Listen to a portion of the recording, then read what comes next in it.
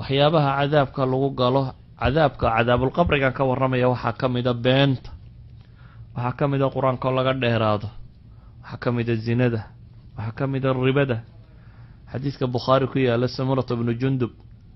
wuxuu nabiga ka wariyay alayhi salatu wasalaam kana nabiy sallallahu alayhi wa sallam idha salla salatan aqbala alayna biwajhi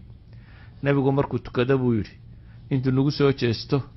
ayuu wuxuu oran jiray war xalaya riya arkay nabigu saxaabadiisii salaada subax marka la tukado kadib intuu soo jeesto wuxuu oran jiray xalaya wax riya arkay haday cid riya aragtay jirto wuu fasiri jiray markaa riyaduna waxay ka mid tahay waxyaabaha aan banaanayn in been laga sheego adaan waxba arag hadaa tiraahdo waxba aan arkay dunuubta kabaa'irta ee waaweyn bay ka mid tahay sadaradeed been in laga sheego maaha riyaduna waa qaybsantaa qaybina waa waxyi nabigu ku tilmaamay juz'un min an-nubuwwa inay tahay wa haqa oo ilaahay subhanahu